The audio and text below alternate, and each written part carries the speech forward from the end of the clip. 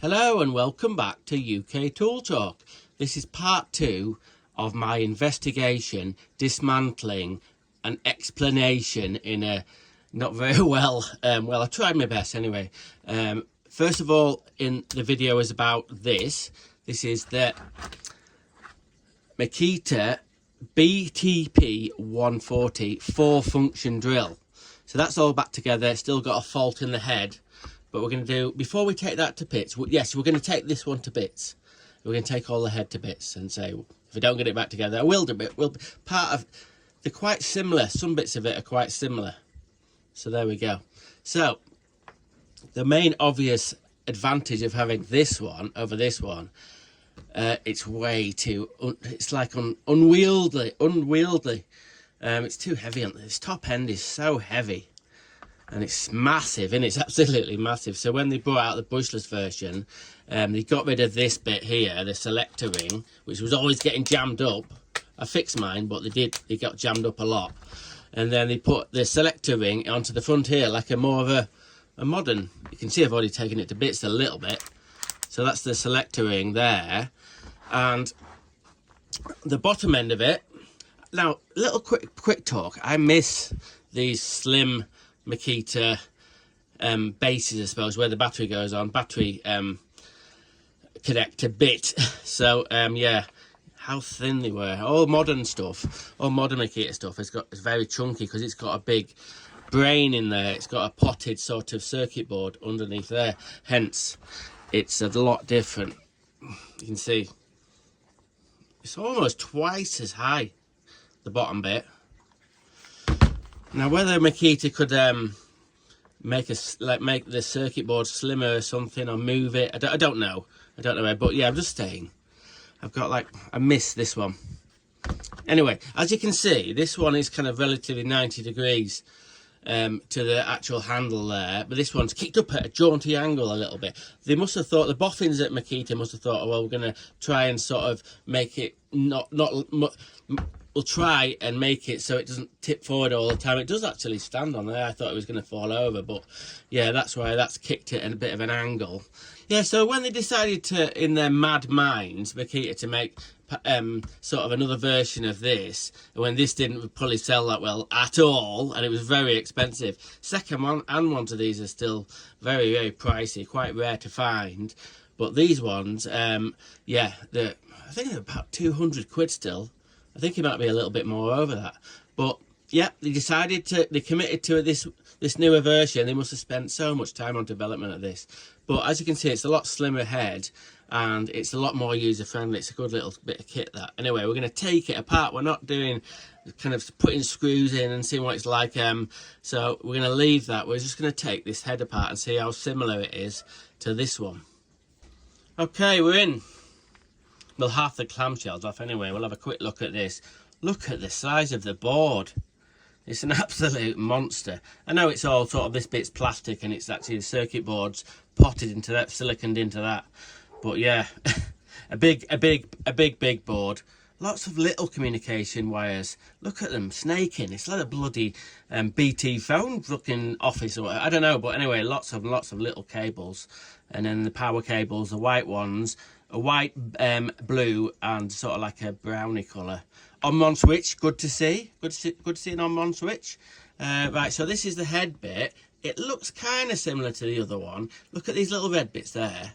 I think that they're the same as the other ones. This is the bit that makes it into a percussion hammer, that bit there.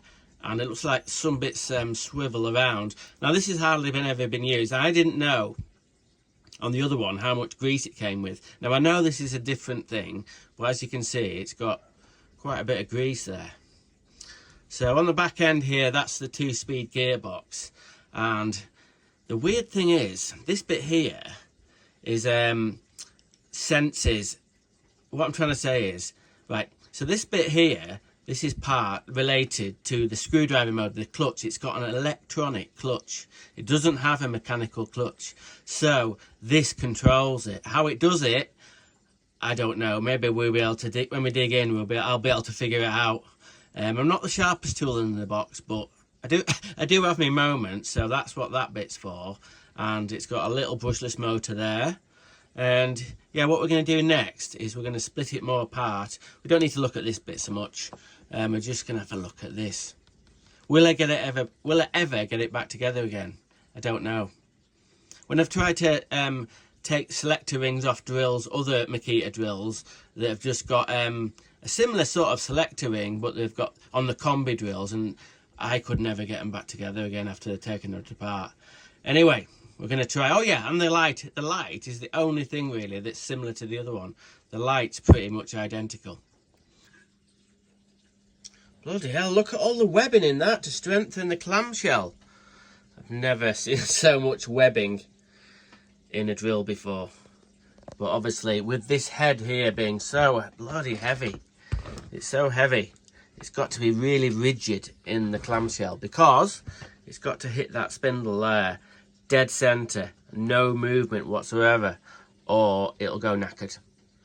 But the other thing I don't sort of get is they've done all that work there, and this bit here, I know it does get fastened a lot better when the other clamshell goes on, but I don't know, there's a little bit too much movement there. They needed to do, I think personally, they needed to do a little bit more work there to keep that rigid. Right, we've got good news and bad news. The good news is I've got right into the mechanism that does the hammering, the impact driving and the other bits and bobs. But this head bit here, they don't want me in, Makita don't want me in here. Yeah, there must be a way to do it, I presume, but I think it's been clicked on in the factory, and then once it's on, you can't get the bloody thing off. So under here is where the percussion hammer bit is. It'll be similar to this. I don't think it'll be a million miles away from looking like this. I took the anvil out, or the hammer, whichever way you want to call it, and thinking that it was going to come apart that way, but it doesn't. So I'm not going to break it, I'm going to leave it. But these two bits of plastic, one riding on outside the other one, and you see how it goes along that sort of groove? That's pretty much the same as the Mark 1 version of this. That bit of it. And I think this bit's not a million miles away, apart from the old one that's got like the lever here that controls it, and this one, it does this selector ring, so it's a lot better. So in regarding how the impact driver bit works, or how you isolate the impact driver bit, this one here, if you remember, it isolates it by moving this little collar and sort of hiding these bits here, the hammers or the anvils. So that's like when that slides back like that, it can be used as an impact driver, but when that's like that, it locks the impact driver bit, the spring, from moving. So this one, it's exciting. This is like a totally redesign. Obviously this is quite chunky, so they thought I will try and make things a little bit slimmer. So this is the inside of the Mark II, the brushless 4-function drill. So inside here, inside this bit, is the hammer mechanism there. It's got the usual holes where the ball bearing goes. And look at this. How many is there? 1, 2, 3. Around the outside, it's got these grooves put in. And then in each of the groove is this little pin. And that pin locates to them grooves there. So what happens is, when you've got it on, right, so I've sussed out how this works. See this collar here, it's similar to this other collar, sort of in a way.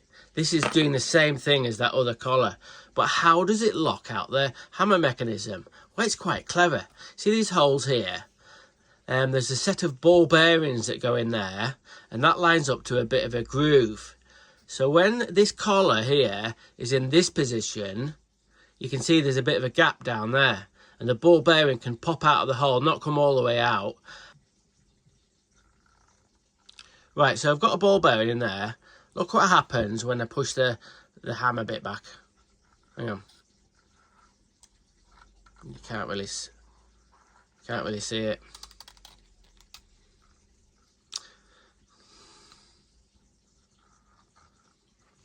Okay, so I've just put one ball bearing in there, and when it's like this, the hammer, the impact driving mechanism is working.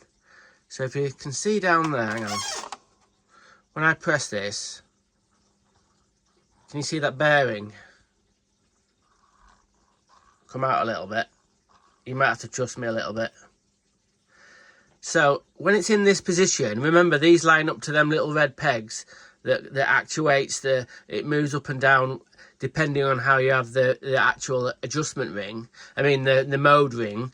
So when you move it to there, what it does, it traps all the holes and it stops the hammer. So if I go like that, you see that stop there, and then it pushes in. Very, very clever. A very heavy little bit of sort of machining, very clever machining. We'll just take the hammer out. So this is the groove that lines up with the holes there. And then this is the spring, a lot smaller than the other one. So if we compare the two, this one's obviously a lot bigger. The hammer mechanism in this one, the actual hammer or the anvil bit, is very, very big, a lot bigger. But it's got all these other components that have got to work perfectly. This middle bit does the screwdriver clutch setting. And yeah, there's a lot going on. And this has been simplified here. I really like how they've done the isolation of the impact driver bit. That's very, very clever. The whole thing is just, yeah. So what I'm going to do now is attempt to put it all back together and see if it works. But I'm glad we've looked inside it for me and you. You might never, ever, ever see this again. But you have. The inside of Makita 4-function brushless drill. Quite amazing technology. You can imagine the amount of time it took to design all these bits. So in regarding the digital torque screwdriving, I was trying to explain how this happens, how this works. So down here, it's got 2 micro switches. Now one of them does speed control for the impact driver, and the other one does a torque setting for the screwdriver. So it depends on how you have this oriented. You see these ramps here? When it rides up onto one of those and operates, it either sends a signal down to the board to tell him it's in screwdriver mode, so it can alter how much power goes to the actual head and stop it, or you go onto the other mode, which is the impact driver. It clicks another one of the micro switches down there, and it sort of gives it speed control on the impact driver. So yeah, it's a shame I didn't get this apart, but I'm not going to break it. There probably is some technique to get it back, get its head off. But I was kind of hoping it was going to have like sort of screws in the back of here, but somehow, but no, there wasn't. There isn't at all. The old one has got screws that hold the head on, as you can see. So that's that one. This one was a lot easier to get to bits. So I'm going to try and get it all back together and see if it works. And yeah. I didn't get it back together. Well, I'm going to get it back together, but sometime this year. I'm going on holiday soon, so I can't be arsed with it really. I've got this, made a mess of this, getting the spring back in here in the ball bearing, so fuck it, it'll wait. Anyway, I've had a bit of crack. Watch me take a drill apart. Hopefully I'll get it back together again, and I'll see you next week or the week after, or in a month's time, on UK Tool Talk.